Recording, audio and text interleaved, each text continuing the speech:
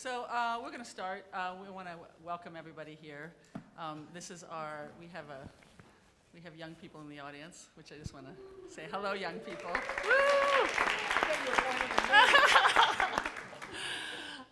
So you're very, very welcome. We're very excited you're here. We have a great presentation today. Chris Johnson will be talking.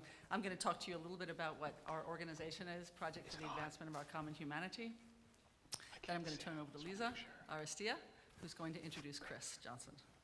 So the Project for the Advancement of Our Common Humanity, which is we call PACH, was started by Carol Gilligan, Pedro Noguera, and I. And it's an emerging think and do tank funded by the Novo Foundation and based at New York University that's designed to engage senior level researchers, policymakers, practitioners, activists, educators, artists, and journalists in a series of conversations focused on what we have learned from science and practice regarding what lies at the root of our crisis of connection, evident in the dramatic increase in suicide and mass violence over the past 10 years. There's all sorts of bits of evidence for our increasing crisis of connection, and what we can do to create a more just and humane world.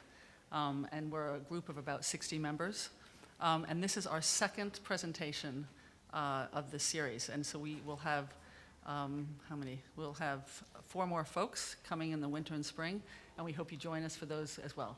But Chris Johnson, we're delighted to have on our second event. And Lisa, I'm going to turn it over to you. Thank you.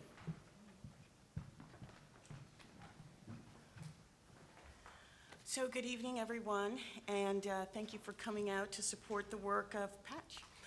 And a very warm welcome to our middle school students here tonight, who I know gave up athletic events, friends, homework to be with us.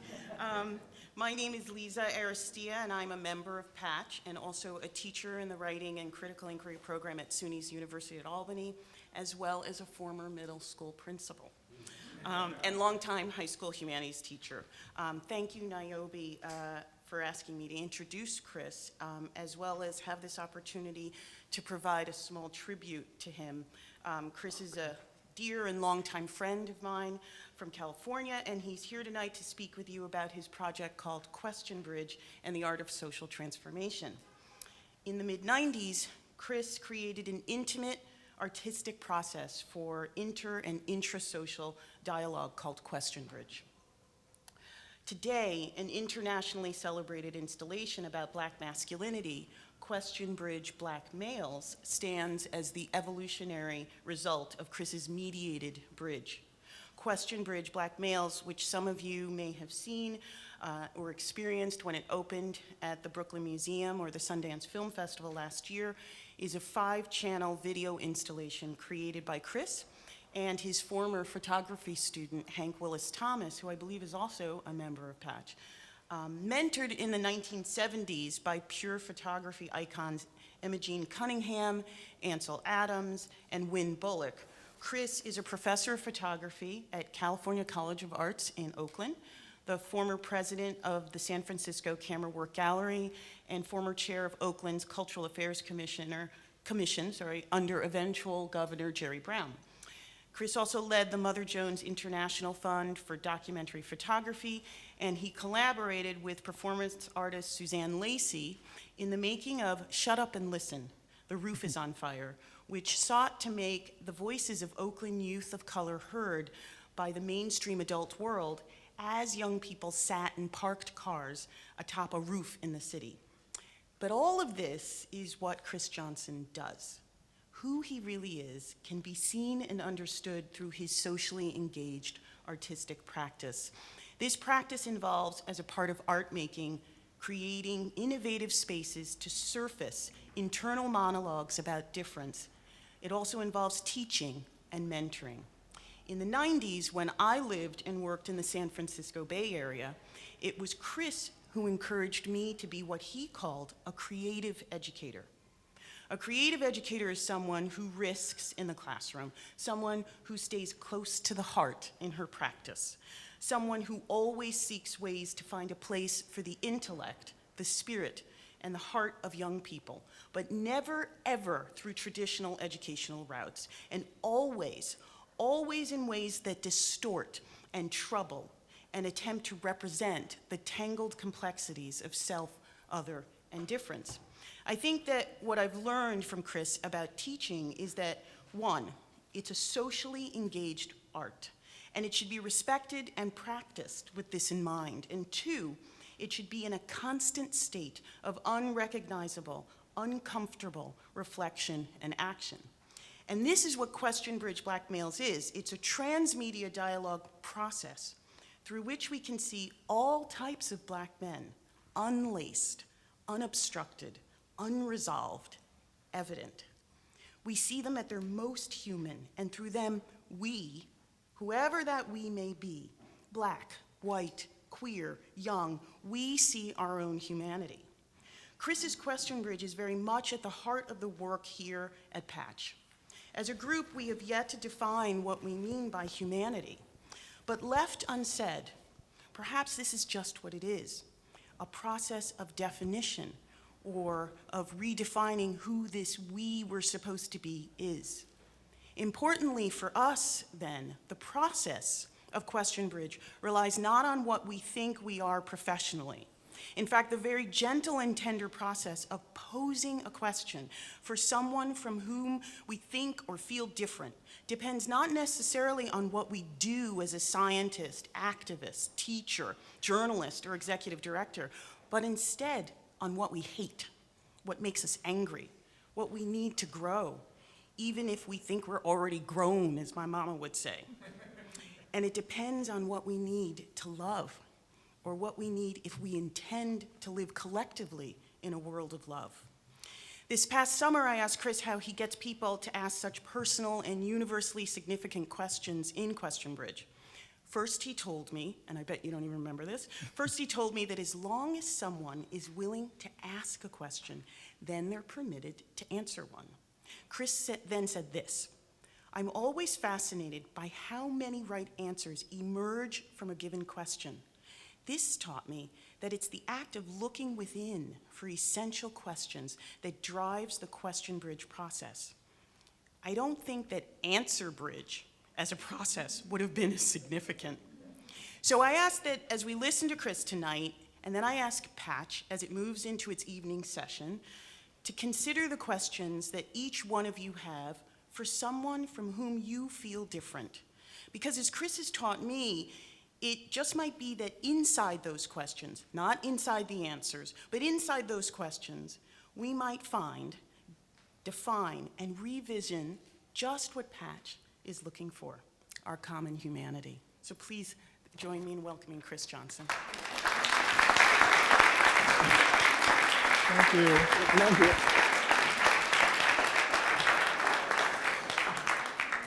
Wow. It's always, of course, humbling to follow introductions of any kind.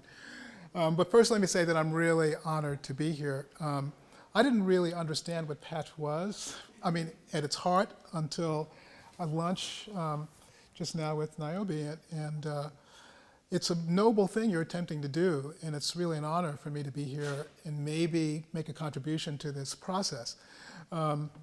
So as Lisa said, I decided to call this piece QuestionBridge, Creative Expression and Transformational Change. I decided to go with that title. But I debated that. I was concerned that that's a kind of ponderous title. Creative expression and transformational change. Is that a natural link? Do we really believe in that? Isn't it actually easier to imagine the notion that art is something that is valuable without being useful? Doesn't that ring true? Now, why does that ring true? Doesn't the couplet art and leisure and art and entertainment ring more true than art and meaning? Now, why is that? So I have a little premise I want to make before I get into QuestionBridge, which I will do, but I want to set that up by trying to make a point about what art can be. Because in a postmodern era, it's very easy to be cynical about art, about the value of it.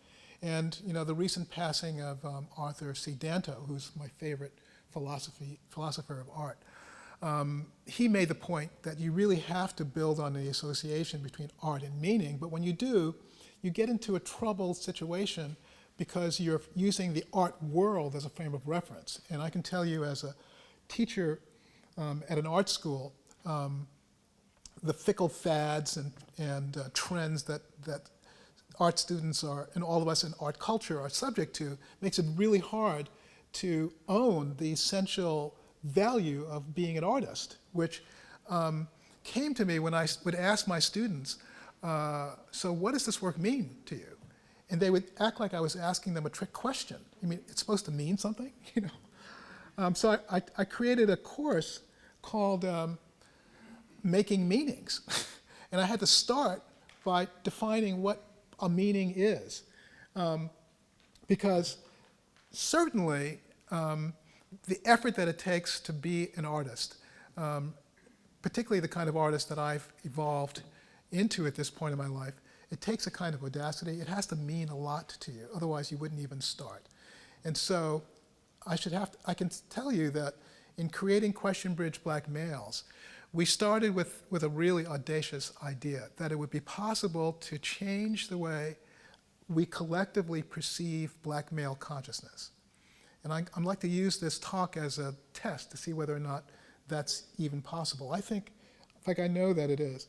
But in terms of establishing the connection between art and meaning, what I want to do is go to another one of my favorite philosophers, John Dewey, the pragmatist. Okay, you should be seeing this quote. Okay, so this is working, good. So let's look at this quote. He says, "To emphasize what is aesthetic about an experience is not finally to emphasize what is apolitical or impractical or otherwise marginal about that experience. Rather, it is to emphasize in what ways that experience as aesthetic is a manifestation, a record, a celebration of the life of a civilization, a means of promoting its development." So you see what he's doing? He's saying art and experience are linked, and this is from his book, Art as Experience, obviously. And insofar as that aesthetic experience relates to the kinds of experiences had in general, in other words, we're talking about experience here, not a particular kind of experience, it is also the ultimate judgment upon the quality of a civilization. That's worth repeating, I think, that the translation of a human experience can be an ultimate judgment upon the quality of a civilization. And this is what I'm here to talk to you about how the transformation of an experience into a work of art can be transformational for our culture as a whole. Because there's a refrain that I got from the interview that Mark did with Pete Seeger, which echoes this, and that is, he says that participation in the arts can save the human race. So from Pete Seeger, you would expect that. I mean, he's a visionary person, but what does that really mean? How might this process of using art as a transformational device, how might that work? And this is a way to sort of set up what QuestionBridge is about. But you have to begin by taking the notion of an experience seriously. You have to recognize that any experience is a mystery, any experience. Things that we take for granted as immediate and obvious actually have deep metaphysical implications embedded in it. So let me show you what I mean by that. So I'm going to give you an experience, and let's critique it. So here's an experience for you to deal with. So you're all having the experience of redness. So some of you know where I'm going with this, I'm sure. I mean, what could be more obvious and immediate than the experience of redness? You're all having that experience. So there's our common humanity demonstrated. But let's look at this, because we've known since Isaac Newton that the reason why this looks red is because it's rejecting all of its red wavelengths into your retinas. Okay? So you are defining it as red, but how does it define itself? Okay? It defines itself as everything but red, because it is rejecting all of the red wavelengths. Did everyone get that? That's really what's happening. So as Kant said, we don't really know what the thing unto itself is. So you have to begin by questioning something you take totally for granted, an experience. and recognizing that beneath that is a mystery, that there's something almost magical about that. So every artist that I know starts with this idea of, I have an experience. And for lots of complicated reasons, I need to translate that experience. Now I'm talking about any art form, poetry, sculpture, dance. I need to translate that experience into something that I can maybe first mirror back to myself so that I can better understand myself. I had this experience that's profound and confusing. I want to reflect it in some way back to myself, so I have to manifest it. It has to go from something that's inchoate into something that's concrete, right? So maybe I understand my own inner life a little better, but then I want to share it with you. Do you see what a profound transformation that is? So if you go through this, if you have experiences that are meaningful enough to you to try to mirror it back to yourself and then share with the world, you are an artist. So let me give you an example of how that same kind of search for something that embodies an underlying reality takes the form of, as Lisa said, one of my mentors was a man named Win Bullock. So here's a photograph of his that's based on his attempt to try to reflect in his work the underlying reality of a piece of wood. This is just a piece of wood printed as a negative image, because he thought that might reflect more on its existence, onto itself, as opposed to its reality as we perceive it.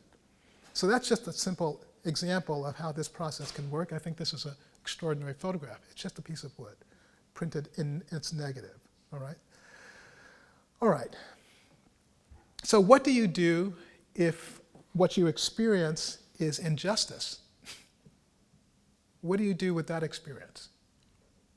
I mean, how do you use that experience as a basis for building tools to try to produce social and political and transformational and structural change? I mean, what do you do? Well, this is what I'm going to try to explain, and I've laid out a simple little set of guidelines that I, as part of a genre called engaged artists, there are a lot of us, okay? There are things that we do to try to take an experience of injustice and then use it as the starting point for works of art that hopefully are transformational.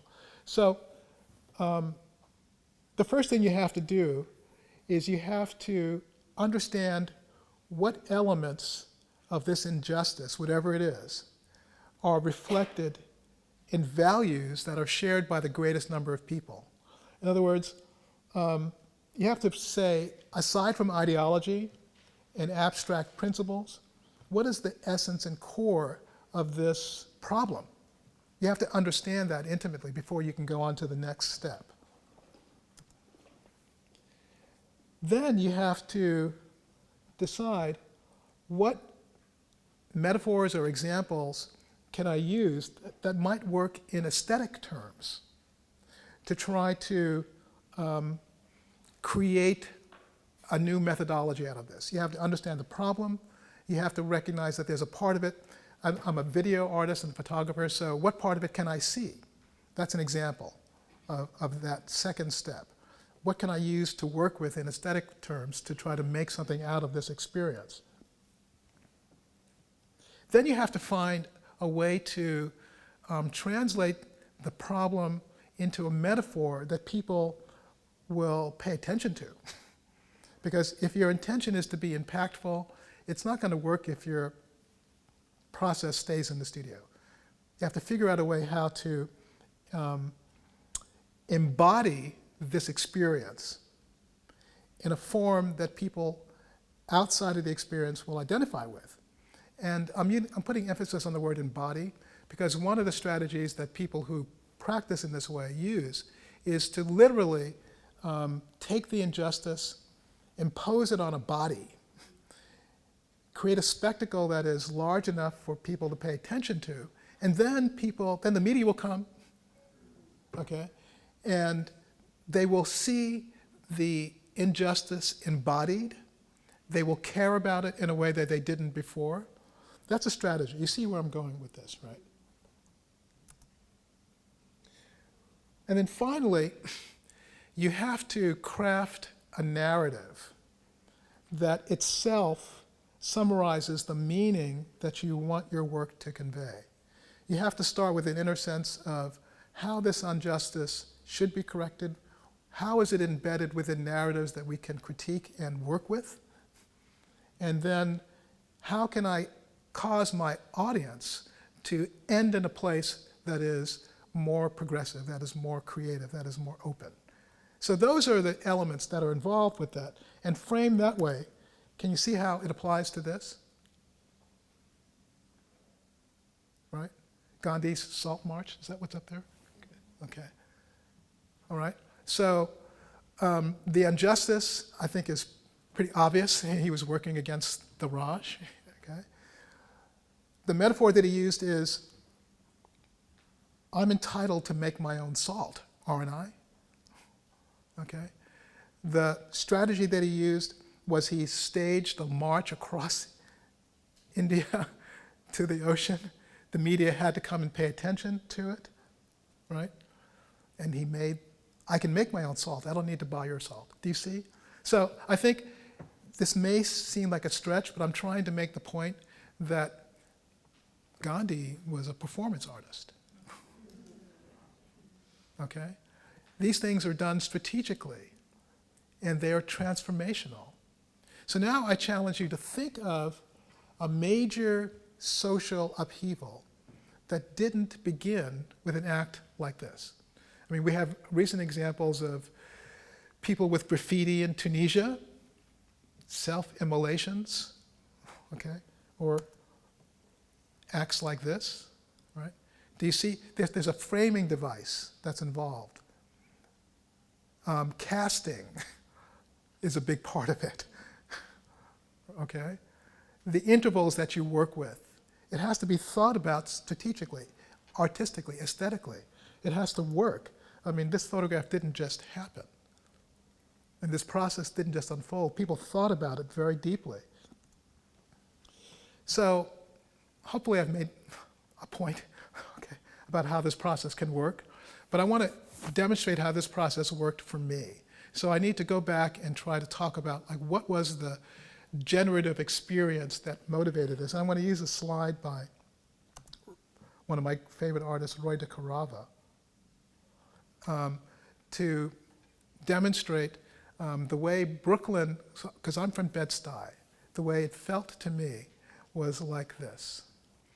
Now this is actually done in Harlem. I'm pretty sure this is a picture. I'm checking with my archivist.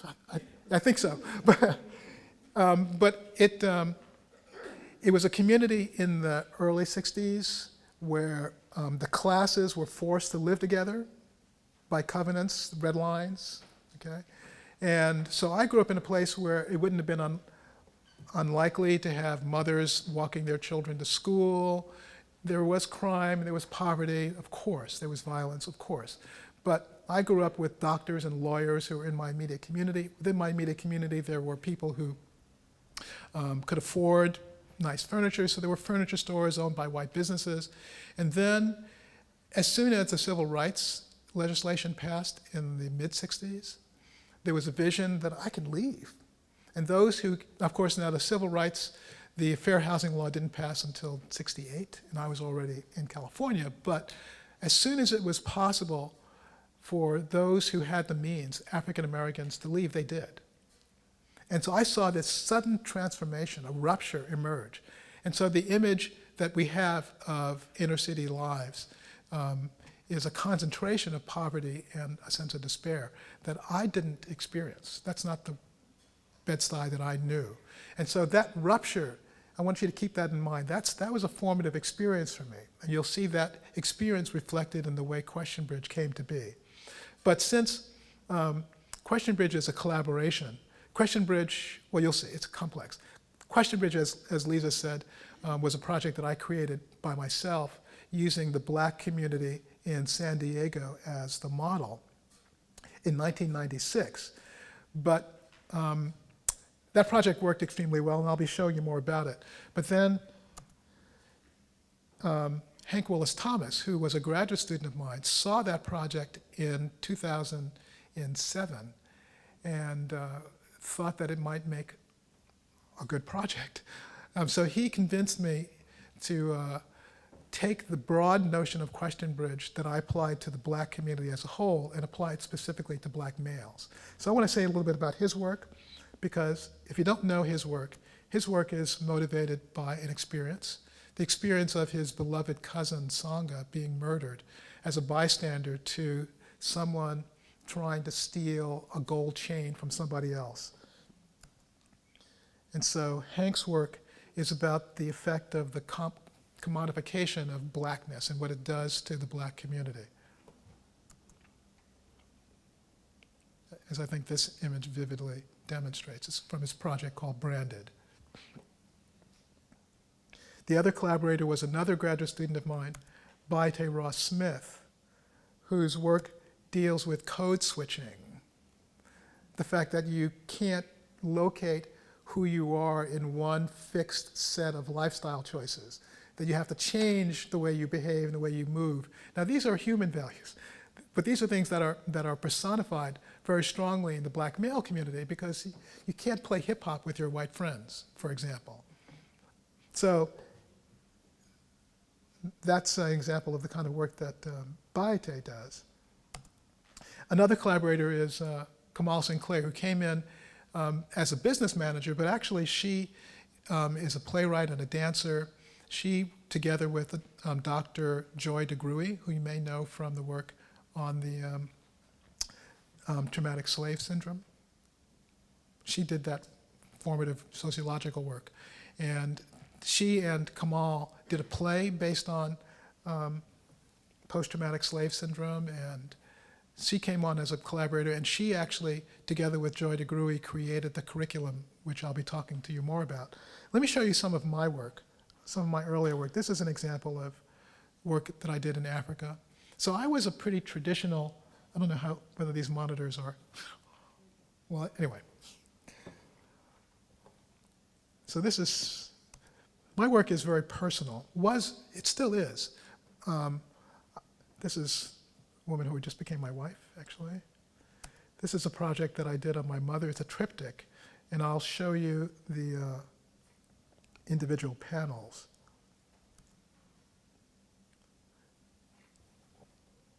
I'm not sure, I can't read it here. So this was done in summer of 1974, and it says, let's see. After years of painful distance between us, she cried when Yosemite came into view. She reluctantly agreed when I asked her to pose in front of a burnt tree. This is summer 1980. When her hair grew back after chemotherapy, we were surprised at how soft it felt. I had to carry her down the stairs for my sister's wedding. We had never seen fear in her eyes before. And this is a few months later, winter 1980. A month before she died, she looked at me. We knew we were seeing each other for the last time. So these are examples of my personal work. And one more piece I want to show you. It's a triptych that's been published. It's a reenactment of a child abuse incident that happened between myself and my mother, which gives you an example of why my work with my mother is so fraught. So here's the left panel, which is kind of a collage of a family group. The reason it's collaged around a pile of matches because she was punishing me for experimenting with matches. And the figures from my family are printed to scale of their importance, which is why my father was so small and my grandmother is so large. And this is a pretty literal reenactment of what happened, except for the gag. That would have spoiled the composition. And this is a cloud of words that she wrote in a journal that I gave her when she was in the hospice. that's sort of edited into a narrative that expresses how much she loved us. Because that was the thing for me to learn from this process. That is that I couldn't be the person I am without having had a loving mother. So that gives you an example of the work that happened, that I did, and I consider that to be the whole of my career, in addition to being an educator and other things, as Lisa mentioned. And then I met this woman, who's Suzanne Lacey. Suzanne Lacey is a renowned performance artist, feminist, scholar, who came to my school as a dean, and she decided that she needed to uncover the issues that are embedded in the California College, it was called, of Arts and Crafts at that point. And somehow or another she latched onto me, and as Lisa mentioned, we decided to try to get at what's going on in the inner lives of inner city kids, and so we created a project called The Roof is on Fire, where we put kids in cars on a rooftop in downtown Oakland, and we put badges around their neck that said, "Shut up and listen." And that was a message to the mainly white audience who came and eavesdropped on them while they were in the cars, and they just talked and talked and talked and talked and talked. It was a really profound experience for them to be entitled to talk, and it was really important for the audience to listen. So this is a key. And I use this slide because it shows that there's a problem in this really successful project. Because this woman that you see there is listening to black kids that she would otherwise, other than this performance strategy that Suzanne and I created, she wouldn't be there listening. But she's being generous in a passive way. Listening is an act of generosity, but it's a passive form of being generous. And you can see a little bit of frustration in her face in this slide. But the kids just kept talking, and they had a wonderful time. So then, a few years after this, as Lisa mentioned, I was invited to be part of an installation piece in the, actually she edited that out, so I'll tell you. The Museum of Photographic Arts in San Diego asked me to come down in 1996 because the Republican convention was happening in San Diego there, and they wanted to create a faux newsroom to stir things up. They said, "Please come and do something in video." I said, "Video? I don't work in video." So I had to come up with something. And I went back to that formative experience of the community dividing, and I realized that one thing that I have deep in my heart is an awareness of how the black community that nominally belongs to itself is really divided by a fissure of class and education, and those who chose to stay for lots of reasons in a community and those who chose to move away. That division is a really painful one for both sides, and that there are wisdoms and meanings on both sides. We were talking about this earlier. That is there as a resource that both could use if we could figure out how to make it work.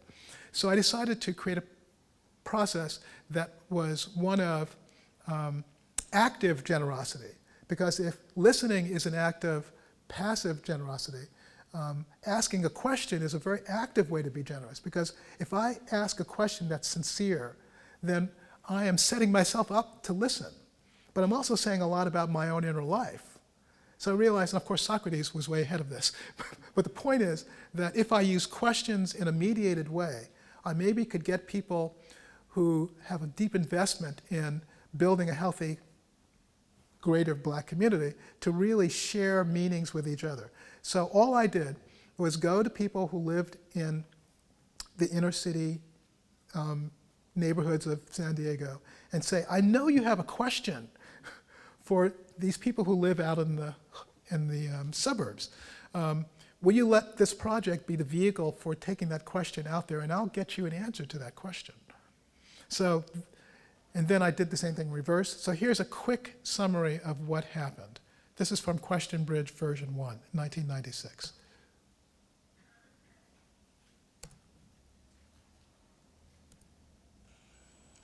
Have you given any thought to where the money comes from for people who are receiving public assistance? And do you care? I've thought about where public assistance money comes from, and I do care, but for one, I am on public assistance. And it's not because we don't want to work. It's not because we want to sit at home and get a check or anything like that. A lot of people perceive us young teenage mothers to sit at home and just collect a check, where a lot of times we do go out and look for work. We do work. We can't work as long because childcare is really up there. At this point in time, I pay $300 a month for one child, and I have two. And I pay $150 a month for another child. The $300 is because my child is under 2. The $150 is because my child is over 2 and is school age. So yes, I know where the money comes from taxpayers. But we do have people who take up American jobs who are not taxpayers because they're not an American citizen. How about that? We get decreases in our checks because we are American citizens, but yet if you're a refugee or you're an immigrant or you're an able working alien, legal working alien in the United States, you get an increase in your check when you come over here from different countries because the United States government have so-called some kind of agreement with them. They come over here and they're able to get grants to start businesses where we are already living here, working, doing the backbone of the country, and we don't get that same type of respect. But yet people look down upon us because we are on public assistance. They like to say, oh, the black teenage moms, they're going out opening their legs and having babies just to get on welfare to get out the house. That is not always the case. It's a small proportion that does that, but you only focus on this small proportion. So you can imagine me behind the camera thinking, this thing is working. She had a lot to say. Where did that come from? And so QuestionBridge version 1 was an hour long of really powerful discourse between these two groups of people. And I thought that maybe something is working here. So what I want to do is show you what the basis in methodology was for QuestionBridge black males. I want to do a little thought experiment with you.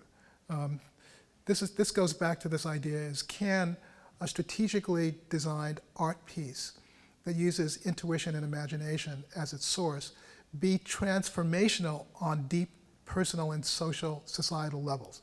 So imagine that you walk into a restaurant and you see this group of guys, okay?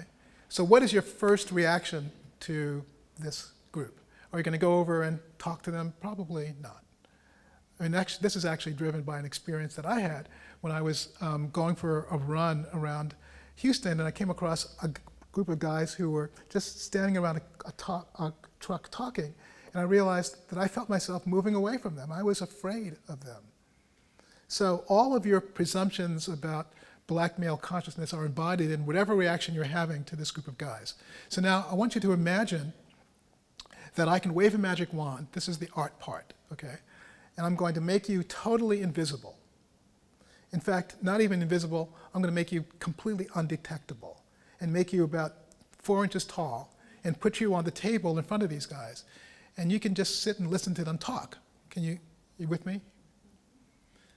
Now, you know in that setting, because you are in a zone of no consequences, that you're going to hear that they're talking about the basketball game, their fathers, you're going to come away with a really different experience of black male consciousness because they opened up, not to you, they didn't know you were there, but they opened up and you have insight into their consciousness that you didn't have before. So that is the basic model of QuestionBridge.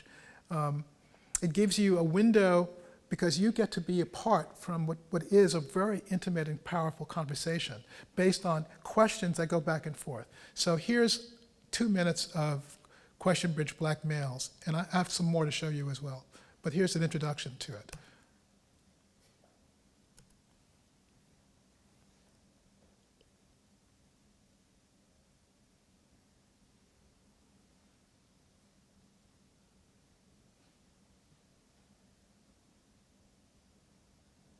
Black man, Do you want to get out of the situation that you're in? what is the reluctance for taking responsibility for improving our communities? Are your children better or worse off as a result of your involvement? Why wouldn't you be happy with your son being gay? Why are you so violent? Why do you have that take mentality? Why are you afraid of being intelligent? Why? Why? Why?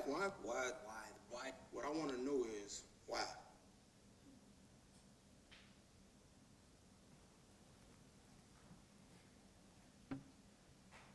I believe that we've incorporated a lot of things that are unhealthy to us. We are supposed to be tough, I can't let them see no type of sucker. along with various other stereotypes. The level of mentorship in our community is not as strong as it possibly could be. When I came up, crack was a quick way for a black man to make $1 million. Sometimes I think because we think we're black, we're some other kind of human beings, but we're just like most other human beings.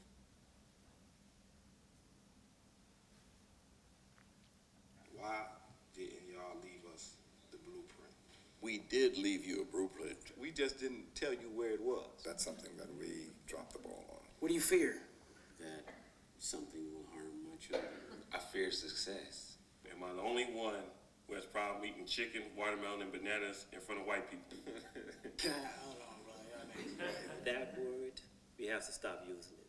I think black people can say nigga anytime they want. How dare you? What right do you have to use this word? A lot of nigga questions for the rapper. What is common to all of us that we can say makes us who we are? This is the easiest question in the world to answer. The thing that we have in common is that we are male and we are black.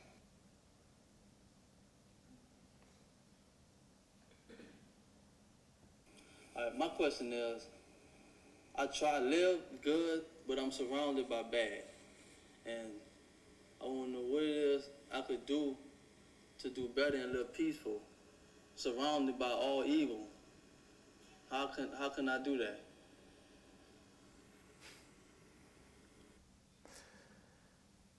We spent 4 years traveling around. We never told these men what to ask. All we said was, this is a chance for you to address a question that you have to another black man who you feel different from. And then we played those questions for people who could answer. So you can see this incredible richness that is, what? Black males.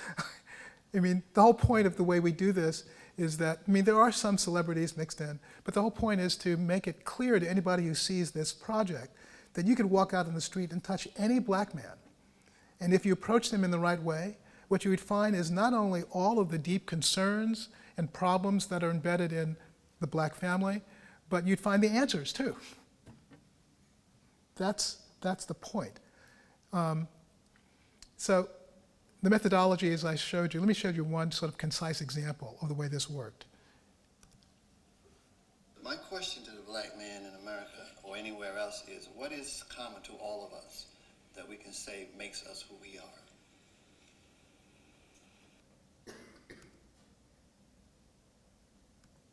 Our commonality is in our history, but I think our beauty as black people is also in our diversity. See how it works? Those men never saw each other. And so there's me behind the camera. We just went around. We went to 12 different cities over 4 years. That's Baite doing the audio. We built impromptu studios around any black man we could find. One thing I can tell you is that we spent 4 years, we never encountered a black man who said no. Every single one had, oh yeah, I've got a question. There's Hank at the keyboard choosing a question to direct at this man. So that's the way it worked. It's a very deceptively simple methodology. Here's another example. And this is important because Niobe and I were talking, this is what I was describing. Because one thing about this methodology is that because of the way it's structured, to bring to the surface these questions and answers, we never got to see the way people who asked the question responded to the answer. So here's an encounter that actually got closed 2 weeks ago when I was in Birmingham. You know, I wonder, black man, are you really ready for freedom? And if not, what would it take for you to want and need this freedom? This is a guard in the library. That was his question.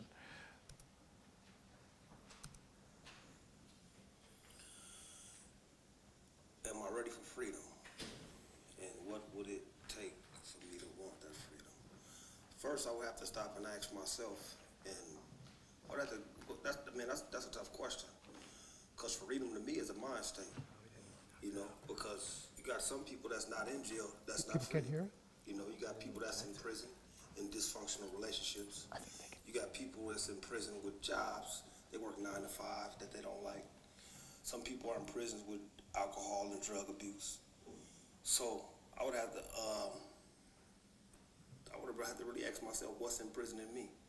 And what's been in prison in me is my self-esteem, my lack of self-esteem.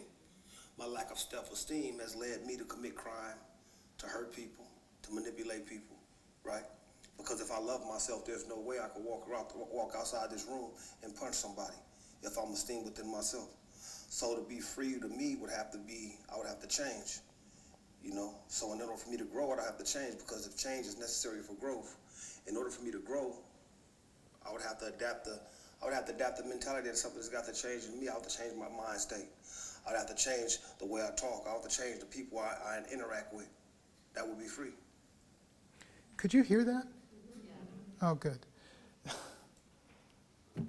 I mean, I teach meditation in prison, so they allowed me to come in and bring my crew and get that answer to his question. So what happened in Birmingham is that Birmingham is where we started. That first question was from our first filming, and Tony was in the audience. And so I said, Tony, here's the answer to your question. And so we sat on stage just like this, and I watched Tony standing right there looking up at Ivan in prison answering his question. And he was stunned. So I said, so Tony, what do you think about the answer to your question? He said, that's exactly what I would have said.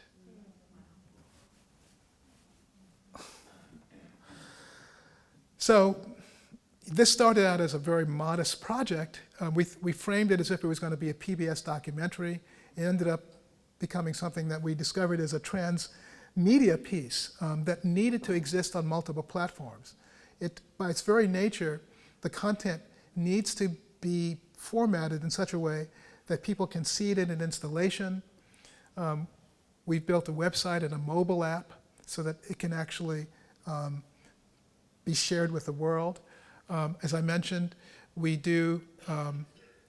created a curriculum, which I'll be telling you a little bit more about later, because the people who really need to know what these black men have to say, both questions and answers, are children who don't have fathers and grandfathers in their homes. And we do community events, because you saw that question. The question was, why didn't you leave us a blueprint? That made me think, you know, there are elders, people who are activists in communities who think that they're building a blueprint. Why don't the younger generations feel that? So why don't we organize public events around that question? And so that's how the project kind of grew.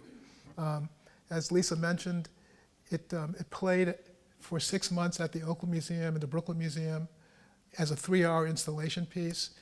It premiered at the Sundance Film Festival last year at the Utah Museum of Contemporary Art and in Atlanta. It's been in 20 different venues. It's still traveling. It kind of runs my life at this point, which is okay. This is the way the installation looked at the Brooklyn Museum. There are lots of different visual elements of it. Remember I said the visual elements, the aesthetics are really important. So the lighting and the framing and the backgrounds. I mean, you have to take the metaphor that you're using, that you want to be transformational, and make it aesthetically impactful. So it has to work as a work of art. We had, as you can imagine, this is from the opening at the Brooklyn Museum. We had more black folks in the Brooklyn Museum than have ever been there. So I think I'm running out of time. 5 minutes. Okay, so I want to show you some clips. Sorry, I'm losing my voice here. I'm going to skip this one. I want to get to another one. We've seen this one already too. My question to Growing up, I've seen. Okay, this is a good one. Okay. This may seem like a silly question, but I want to know, am I the only one who has problem eating chicken, watermelon, and bananas in front of white people? I don't have a problem with it, period. even eat watermelon because of the connotations that it has around black people. But I will eat some chicken though. I never heard the bananas one. I never heard bananas. Bananas, really? Huh. I don't know if you're the only one, but it is not a problem for me to eat whatever I want to eat in front of anybody. You're not the only one, brother, to be honest. Every time, I still eat chicken. I eat a lot of watermelon, and I love bananas. But I'm always looking over my shoulder, wherever I'm at, seeing who's watching me eat this watermelon, and this piece of chicken, and this banana, always. You're not the only one. No, I know plenty of African Americans who, as a rule, will not eat watermelon in front of white folks. Now, for me, I have difficulty relating to the question only in the sense that I've never ever liked watermelon and I don't eat meat. So I don't find myself in the situation where chicken and watermelon comes to a head. But I do know that there are times where you feel like you are the stereotype because, you know, if they say, hey, do you want to go play some basketball? And of course I love basketball. I played it every single day. But there's a part of me that wants to say, no, I don't want to play any basketball. What makes you think I want to play basketball? But in those moments, I think we have to be honest with ourselves and just know that there are some things that are true. Yes, you know, we like chicken, we like watermelon, and there's nothing wrong with that, and it's nothing to be ashamed of. It's not a silly question, brother. My family sells 50,000 pounds of watermelons every week in the streets of South Chicago, Milwaukee, and Gary, Indiana, and have been since 1953. And we're okay with that. And by the way, I like fried chicken. In fact, I'm gonna make some tonight.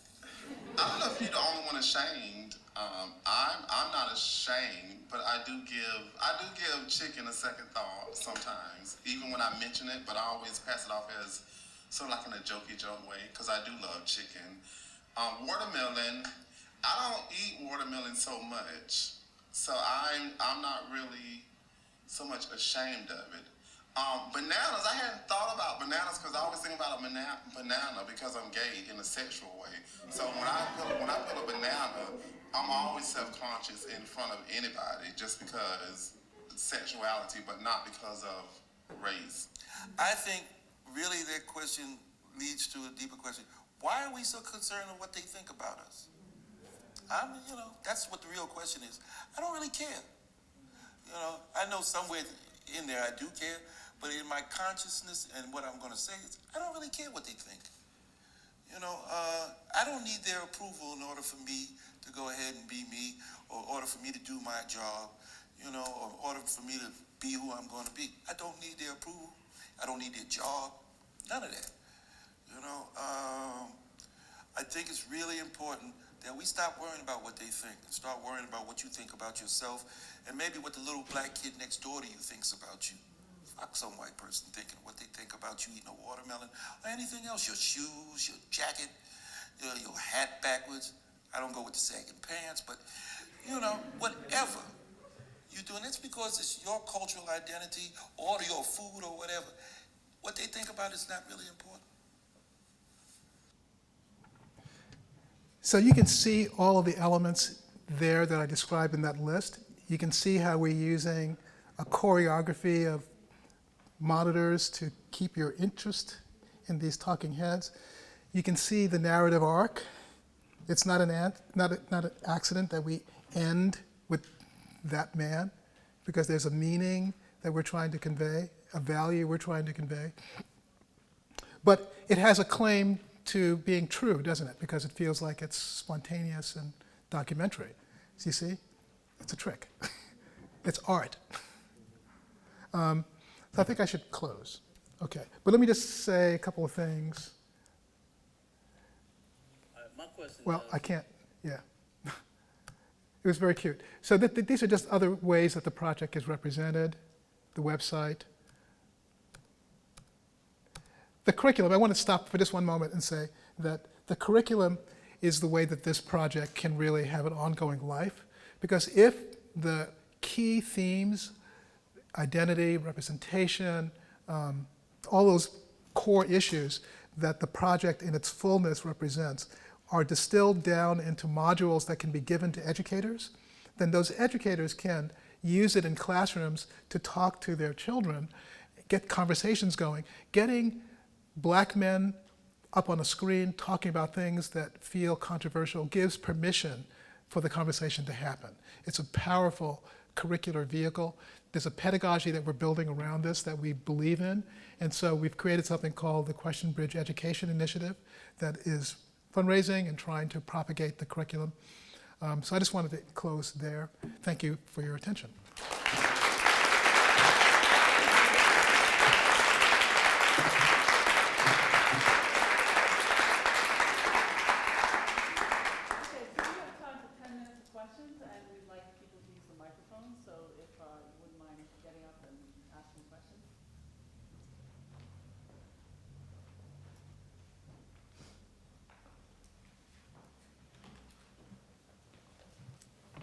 Hi, thank you. Very Hi. beautiful project. Thank you.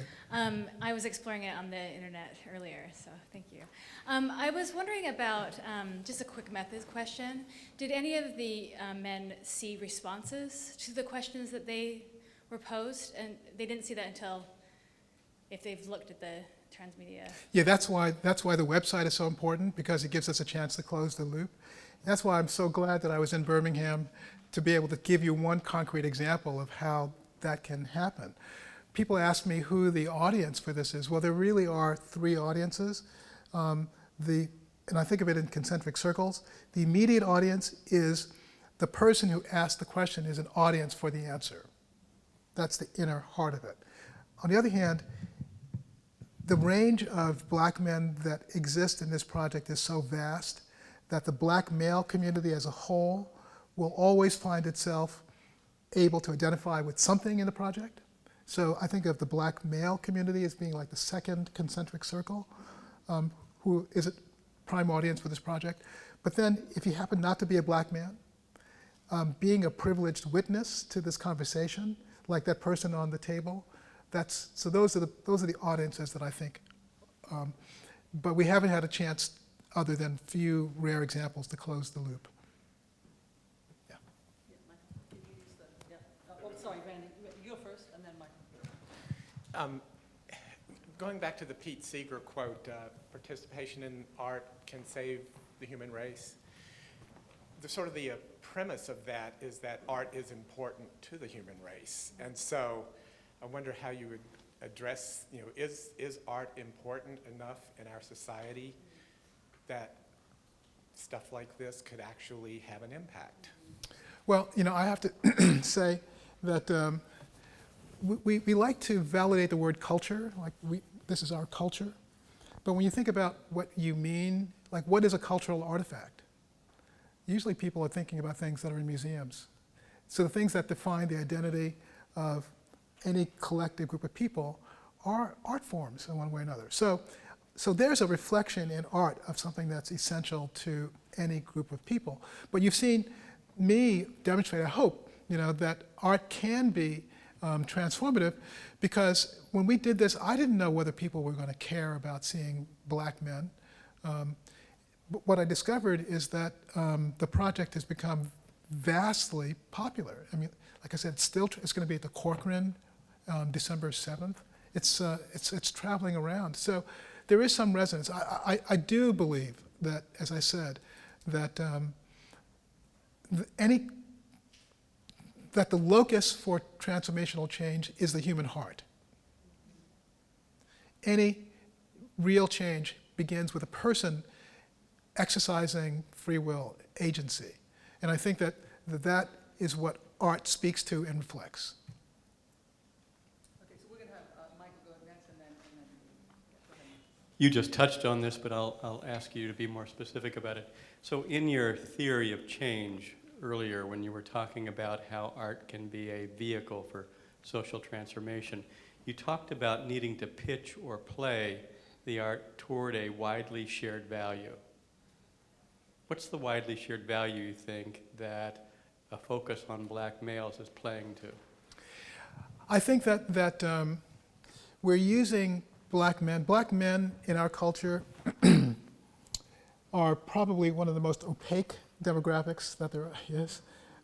There's a play on words there that I didn't really intend, but the idea is that black men have a persona that is tough and uncommunicative and angry. If you can discover vulnerability, openness, honesty, spontaneous wisdom in black men, then you're likely to believe that it applies to anybody. And so we're using black men as an example of a process that could be done with anybody. The project is called QuestionBridge : Black Males. That colon is really active in this. It could be QuestionBridge : fill in the blank. And so I really believe that the values in this case have to do with what happens when you give any human being an opportunity to really freely express themselves. There's another project that I wanted to do called You Are Your Question, which is based on the assumption that all of our lives, that the arc of all of our lives is based upon our effort to try to resolve what for us is a core question. A person is lucky if they have maybe 2 questions in their lives that they flesh out. So this project is an attempt to try to demonstrate that with a kind of broad sampling of the most obdurate demographic people can think of, opening their hearts. Great project. I have a lot of questions. I think I'll limit myself to 2 for right now. The first is I really appreciate the simplicity of having black males respond to black males, but just wondering, did you ever think about adding in another layer, potentially having black women chime in, for instance, or white men chime in about what how they feel when they see a black man eat a piece of chicken or something to that effect? To be honest, I made a kind of conceptual commitment to only doing QuestionBridge projects within demographics, not between them. And I did that because I really feel as if you can see very familiar human dynamics more clearly when you dispense with the categories that you think divide people. If you do them within a demographic and you see racism, you have to think about how could black people be racist? So you don't think about it the same way if you do it within a demographic. And so that isn't to say that there isn't merit to a QuestionBridge cross, but I'm really interested in isolating these values as they appear within groups that nominally belong to each other. And second question, I'm excited to dive in on the website and see what you have to offer there. I'm wondering, did the project end the day you stopped filming, or can black men, Skype in now and add their recordings and continue the conversation? Yeah, so now I get to pull out my mobile app. And I could show you that we have a mobile app that not only gives you a chance to see a person enact the question, you can see an array of answers, and then there's a respond button that uses your in-camera phone.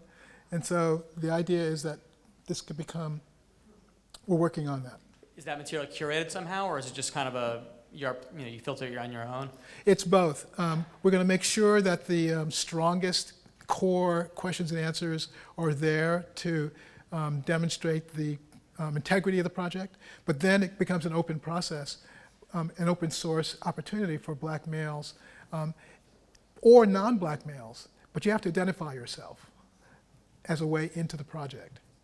Okay, so we have time for 3 more questions, so Diane and then the 2 of you, and then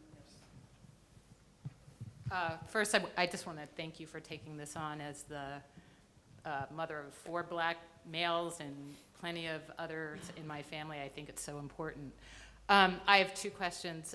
One, when you framed this, which I found the way you framed it to be really profound for me, it just impacted me very profoundly.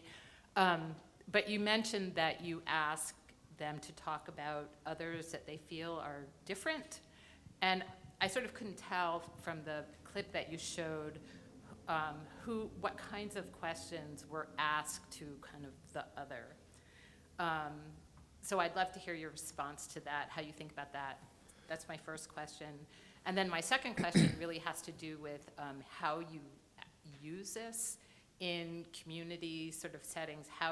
What kind of dialogue does it produce within communities, whether it would be something that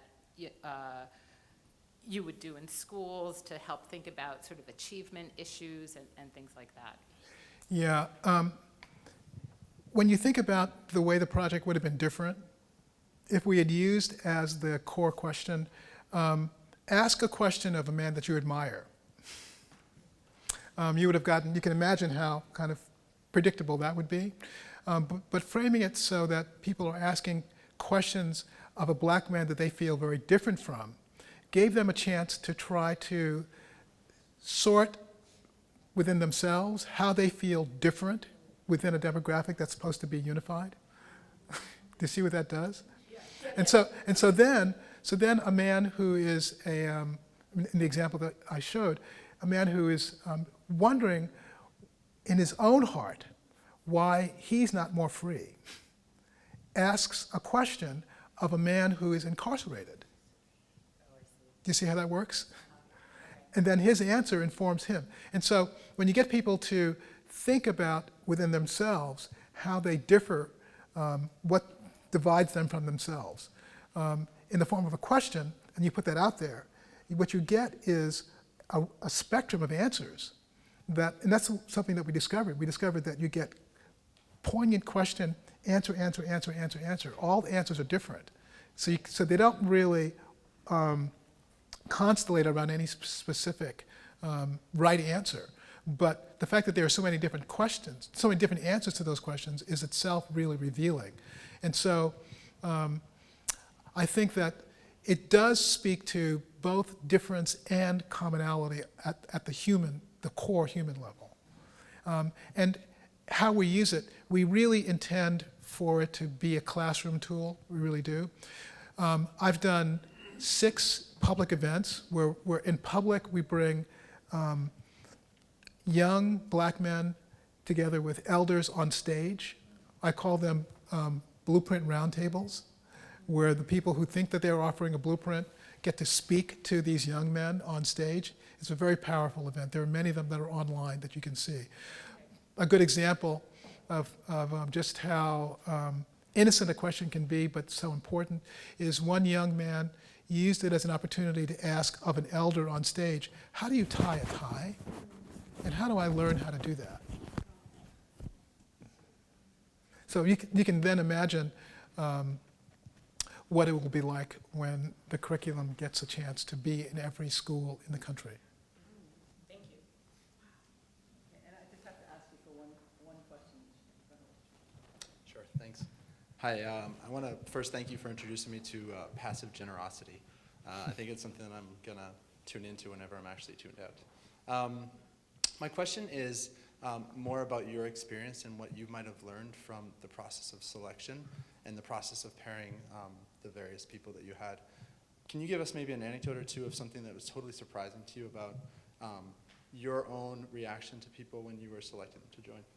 Yeah, I have to be honest, and this is where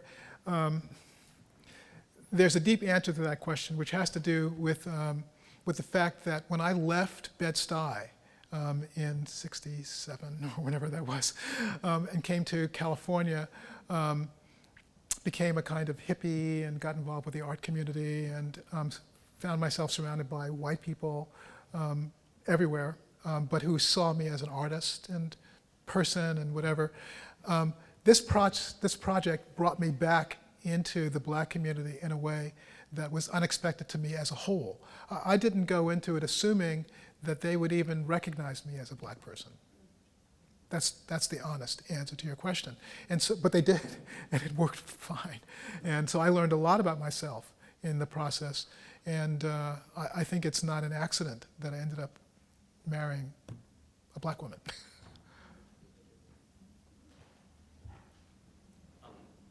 Thank you for this. I don't say this lightly. This is brilliant. And anyone who knows me, I've kept out the F word, which is rare for me.